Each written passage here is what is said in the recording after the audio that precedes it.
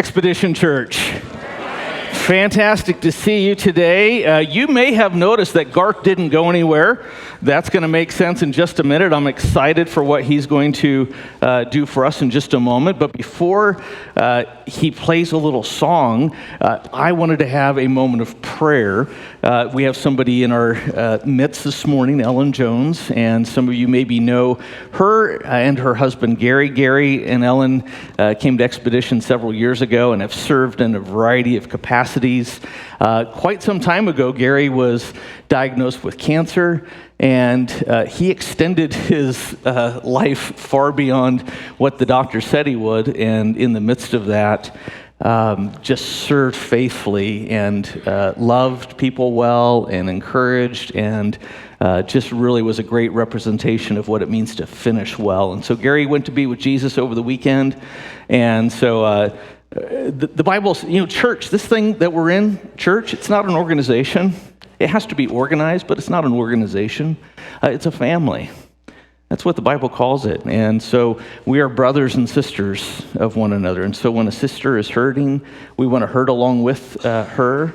And the Bible says we should laugh with our brothers and sisters when they're laughing. That's good.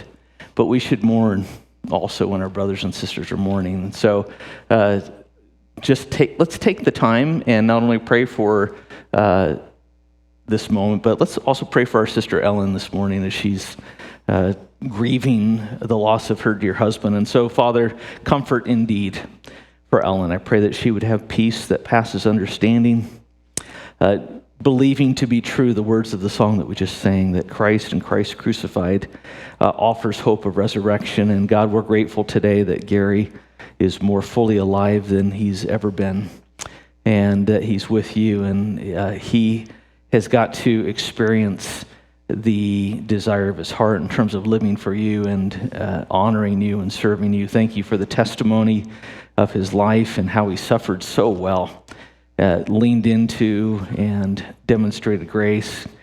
So comfort for all those involved in the weeks, months to come, and Father, when things settle down a little bit and there's not so much activity in terms of people coming alongside, continue to give grace to Ellen. As we transition now into your word, speak to us. God, you brought everybody here for a reason. Maybe they don't know it. Maybe they thought they came on their own accord, but you had a role in that because you wanted them to hear something. You want us to hear from you. And so we ask that you would do just that. In Jesus' name, amen. So we're going through the Psalms of Acent series, looking at psalms that were sung by the Jewish people as they ascended into Jerusalem. We have the words, we do not have the music. And so a couple of times in the series, we have applied music. One time we did so digitally via artificial intelligence. Another time we've spoken and we've just explored different opportunities. And so what Garth did this past week is he, instead of me just reading our psalm to you, Psalm 131 is where we're going to be this morning. Instead of me reading through it, reading through the lyrics, if you will, Garth is going to sing it for us. So let's listen together to Garth's interpretation, modern interpretation of Psalm 131. Thanks, Donovan.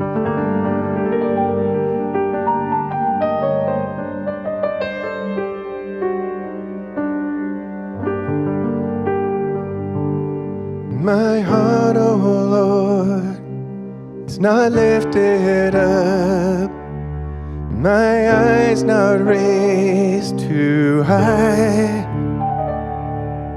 I will not occupy myself with things too great or too marvelous for words.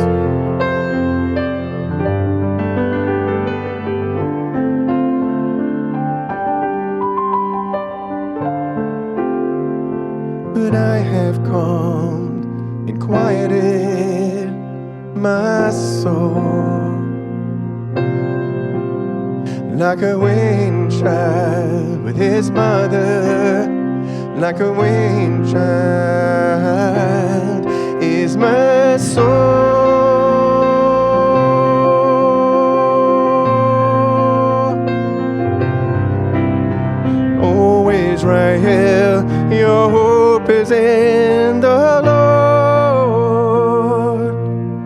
from this time forth and forevermore.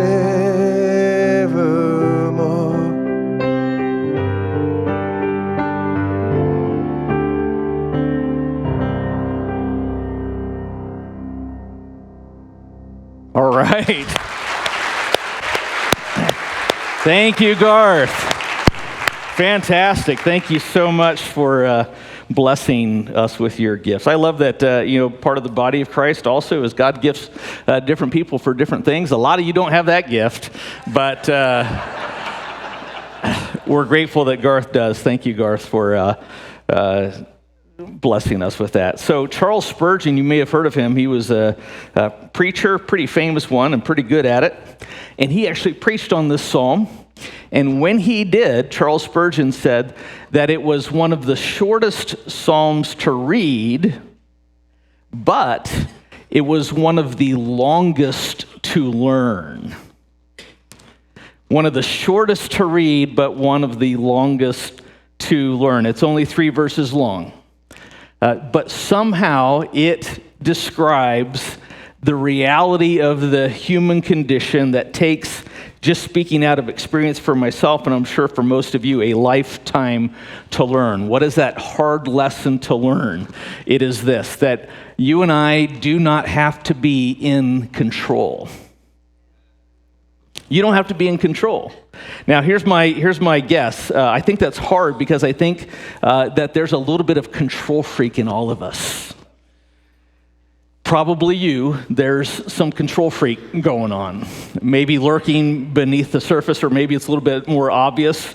As I think about it, we like to control our kids. We like to control our parents.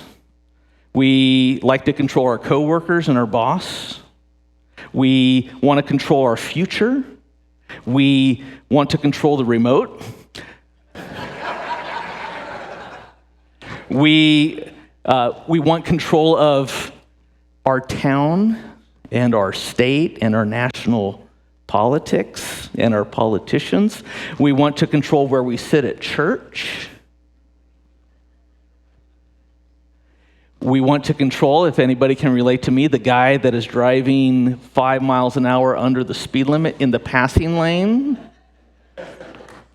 Verbally so. Hopefully not with hand motions as we pass. I think if you were to look around your life, you would find all kinds of scenarios and circumstances that you desire control. You want control.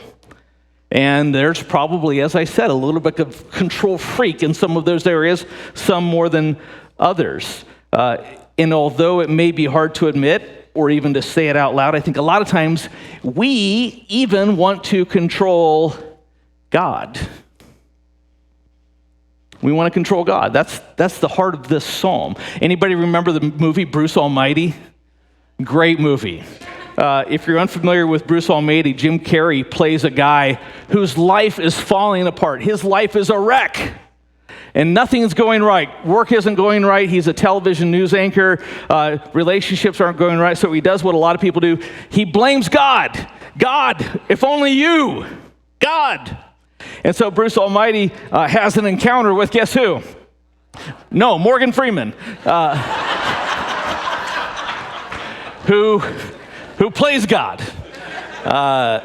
So he meets God, Morgan Freeman, and Morgan Freeman says, "Okay, Bruce, if you think you can do it better, go ahead. Here it is. All of my power is now yours, Bruce Almighty." And so what does Bruce Almighty do with his almighty power? He gives himself the job that he wants. He gives himself the girl that he wants. He embarrasses his rival news anchor. That's what he does with omnipotent power. And then in the movie, he starts hearing voices. What are these voices? Who said that? Where's that coming from? And as omnipotent God, he now starts to hear the prayers of humanity. all flooding into his brain. Trivial requests, significant requests, serious family issues, money issues, world hunger issues. They're all bombarding his brain. And so what does he do? He sits down at his computer. That's the best way to answer prayers, is to use digital technology. And so every prayer that comes in, he just says, yes, yes, yes, yes, yes, yes, yes, yes, yes. And guess what happens? Chaos. Chaos. And so finally, total, complete chaos. The shift in the story comes when Bruce finally admits. He comes to this conclusion, this realization: I am woefully bad at controlling things. I thought I would be good at it. I'm not good at it. And out of desperation, he says, God, will you please take it back? I don't want this. I can't handle this. Control is better for you. And that is really what Psalm 131 is all about. That's the summary of Psalm 131, giving control back to God. Look at what David writes in verse 1. He says, O Lord, my heart is not lifted up. My eyes are not raised too high. I do not occupy myself with things too great and too marvelous for me. Every culture has its way of describing that thing that happens to us when we become pridefully arrogant. Anybody ever been pridefully arrogant? Okay, thank you for your humility in answering that. Yeah, of course. Where we think we know better. So we might say, oh, that person, they're so full of himself. It's an idiom. It's a phrase, full of himself. What does that mean? I don't know what it means, but we know what it means. Full of himself. We say, boy, she's really got a big head. Now, of course, we know that doesn't mean she doesn't literally have a large head, but it's an idiom. It says this person thinks too much of themselves. And so in David's culture, they had their own expressions. We don't use them in our vocabulary today, but they would say if a person was full of themselves, they would say their heart was lifted up. Instead of saying that they were big, they had a big head, they would say their eyes were raised too high. And so if it would be like if we would say, hey, so-and-so, they went viral, getting all these clicks and likes. Boy, his heart is really lifted up now. Or, hey, you can tell she made varsity because her eyes, they're way up there. That's what David is getting at. And so David isn't, this is what he's saying. I don't think too much of myself, so I don't believe that I'm entitled to every answer. Because my heart is not lifted higher than it should be, because my eyes are not lifted high, because there's a sense of humility, I don't have to know everything God knows. I don't have to. And so he isn't saying don't ask questions, don't be curious. He's saying, because of my humility, who am I to say that God has to explain himself to me? I'm not going to be so prideful that I would say that when God does something, I demand an answer from God why he did that. Or maybe when I ask God not to do something, or God doesn't do something, or whatever God chooses to do or not to do, I am not going to pridefully, arrogantly say, God, you better explain yourself. That's what pride is. Pride says, I need to know. I demand to know. I deserve to know. Humility says, I'm not God. I'm not God. I don't have to know. And that's what the picture is. There's this wonderful, it's humility. There's a wonderful benefit to humility. Look at verse 2. So if we can somehow have the posture of our heart not be pridefully arrogant and be humble, there's something in it for you. Something good in it for you. Ready for this? But I have, as a result of my humility, not being pridefully arrogant, I have calmed and quieted my soul. Would you do me a favor? Everybody just take a collective deep breath.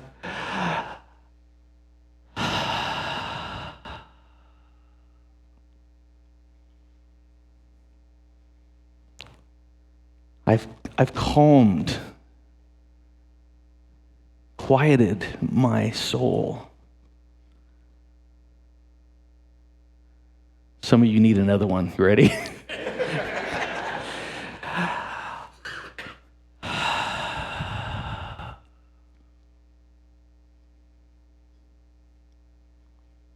I've calmed and quieted my soul. Like a weaned child with its mother. Like a weaned child is my soul within me. I love this metaphor. I'm looking in the room, we have 2 babies who are unweaned, not to be too personal. Just a few weeks old back here, several months old back here. Most of you have either had a baby or you know somebody that's had a baby, or you are a baby.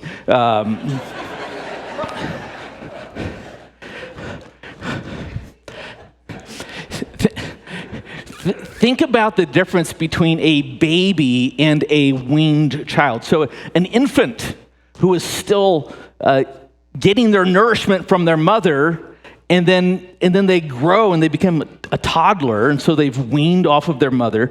Is there anyone more demanding in the universe than a hungry infant? No. My wife, God bless my wife, boy did she take one for the team. Man, the crying, the insatiable crying at all hours of the day and night. Hungry infants are when they're hungry, I want to eat, and I want to eat now. And you can rock them, bounce them, sing to them, walk them around the house, throw them on the house. I don't know what you do. They will not stop. Don't do that. They will not stop. They are demanding little wonderful balls of creation. God bless them. But when they want food, if you don't give them food when they want food, they're going to let you know. And they're not going to stop letting. Has anybody ever met a hungry baby that said, "Oh, I'm done crying. I'll just give it a break for a minute"? No. Insistent. Now, hopefully, what happens in the maturation process is that baby gets its nourishment from the mom, and then gets a little bit older, and a little bit older, and a little bit older, and that infant, that demanding infant, weans. And so ideally over the next couple of years, there's this process where that baby, even in their little baby brain, says, you know what? Oh man, my mom, whenever I'm hungry, my mom feeds me. My mom takes care of me. And the demandingness starts to alleviate a little bit, in that even as a little kid, as a toddler, that child says, okay, my mom, when I'm hungry, my mom knows it, my mom feeds me, and I'm okay. It's all right. And so the baby, even though they may be not intellectually able to say it, they go, hey, my mom's not going to let me starve. And so that demanding infant grows and becomes a toddler who can then just simply climb into the lap of their mother and rest. And if there's a little grumble in the belly, they go, okay, my mom's going to take care of me. And they don't have to, feed me. My mom's not going to let me go hungry. My mom's not going to let me starve. And that's the picture that David's trying to beautifully, poetically give us. An infant faith says, God, give me what I want when I want it. That's an infant faith. It wants control. But a mature faith, a weaned faith says, God, as long as I have you, I'll be okay. I can trust you. And so David's not saying that we stop having needs or that we no longer have questions. He's saying that over time we've developed a trust and a confidence in God. God's going to take care of me. God's got this. I don't have to demand immediate answers and immediate relief and immediate explanations to everything. I don't have to be in control. And so over time, God has proven himself to me. He is faithful. And maybe he doesn't always do everything when I want or how I want, but over time I know God's going to take care of me. And so I can rest in his arms. I can be content. Even when I might not understand, I can rest in him. And that leads to something powerful. When I can come to the place where I believe that God knows way more than I do, and when I really believe that he can be trusted, then that leads to something powerful. Look at verse 3. Oh, Israel, let me go back. What does that lead to? Humility. That kind of humility, it leads to hope. Humility leads to hope. That's what humility is. I don't have to know. I don't have to be demanding. I can be humble. And when I'm humble, that's hopeful. Humbleness is hopefulness. Verse 3, O Israel, hope in the Lord from this time forth and forevermore. That's the declaration. I'm not in control. God is. God's going to take care of me. I can trust him. He's going to provide. And when I do that, when I can come to that position of humility, the result of that is hopefulness. David isn't just talking to himself anymore. He turns to the whole nation and says, Israel, everybody, do what I'm doing. It's really good. If you could just somehow learn what I've learned, if you could somehow understand what I understand, God is in control of it all. He can be trusted. And because he's in control and because he can be trusted, that's hope. So everybody, put your hope in the Lord. Hope in him. We can trust him. Now, here's what I hope you understand this morning. Hope and control are always interconnected. Always. You know this, and you could probably think of 1,000 scenarios from your own life. Here's what my inner control freak does. And probably it's yours too, because you're human. We want control. The reason that we want control is because we want calm. Let that sink in for just a little bit. The reason that you want to control something is because you want that thing, that circumstance, that person, that situation to be calm. You want to control finances, you want it to be calm. You want to control a relationship, calm. Kids aren't doing, control them, calm. Parents aren't doing what they're doing, calm. Co-workers, country, town, whatever. You want to control that thing, calm. I just need a little bit of calm. And we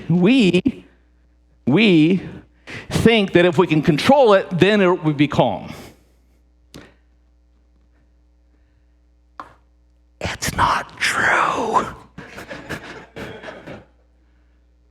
It's not. The more you and I try to control things, the less calm we will experience. This is the irony of the whole thing. Control says, I'm going to give you calm, but it delivers anxiety. You know what anxiety is, right? Anybody ever, you've heard of it? Anxiety, this is an oversimplification, but anxiety is there's something that's happening or that might happen or that could happen. And I'm going to rehearse every possible outcome in this very elaborate diagram. This thing goes to this goes to this, and then there's all these scenarios. And then, okay, if this person does this, if they say this, if they don't, if it goes this way, and then okay, now I got to control all of that. Every possible scenario and outcome, I'm going to control it. Does that feel like calm to you? Your anxiety, my anxiety, is when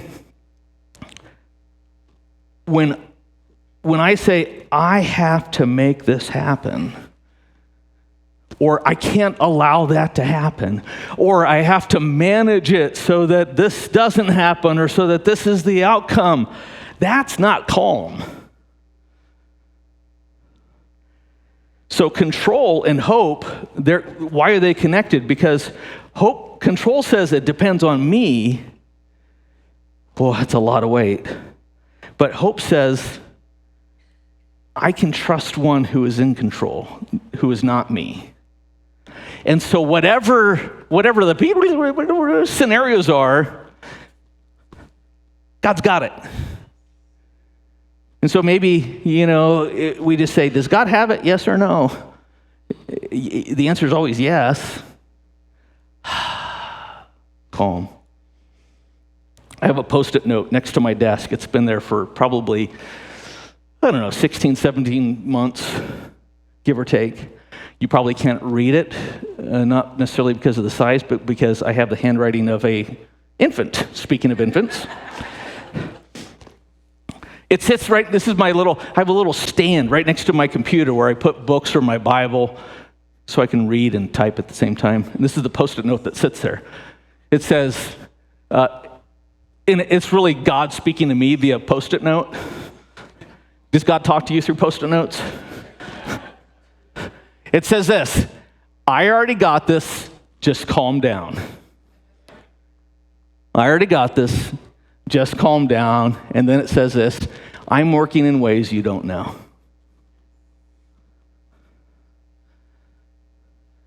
I already got this, just calm down.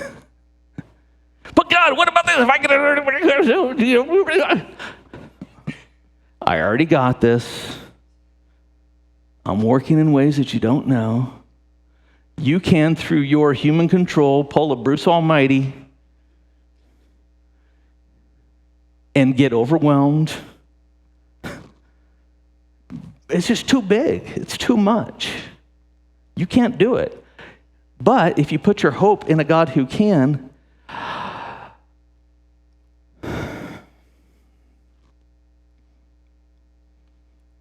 so God says to us, I've got this. I've got this. I've got you. Don't put your hope in yourself. You're an idiot if you do that. God doesn't say that. That's Donovan's paraphrasing. God might say, don't be silly, my beloved.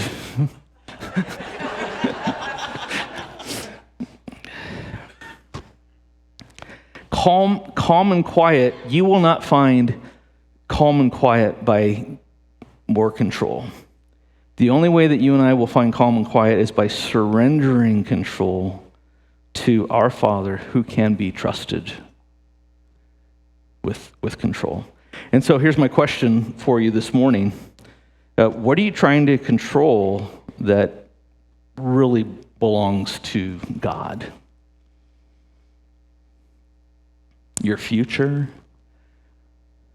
your children's future, your marriage, your lack of marriage, someone else's decisions, your health, the timing of God's answers, Him saying no to a prayer, Him saying yes to a prayer, Him not saying anything that you know of to a prayer. Our government, our nation, addiction, what is it? I think more than anything today, this morning, God is inviting you as His loved sons and daughters to put your hope in Him. His desire for you, we don't have to wonder, His desire for you is a calm and quieted soul.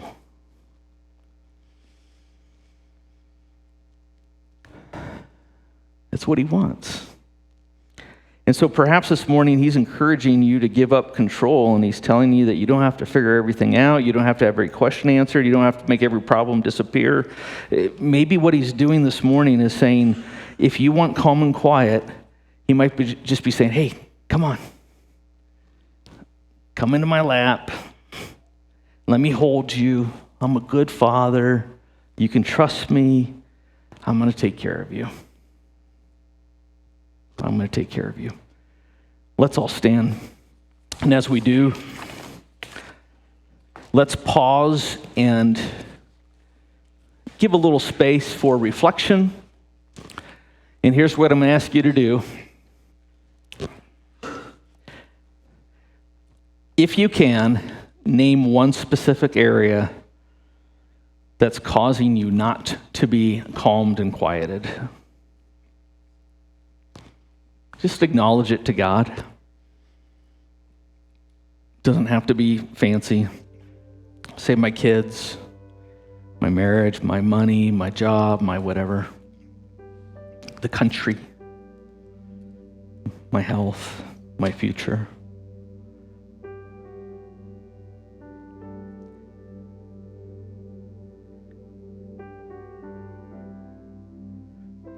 And now that you've named that thing,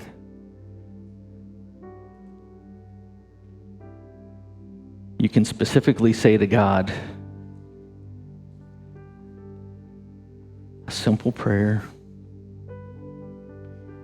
God, I believe that you already have got this. Help me to calm down. I'm going to choose to believe that you're working in ways that I don't even know. And then hear God say back to you, I've got that.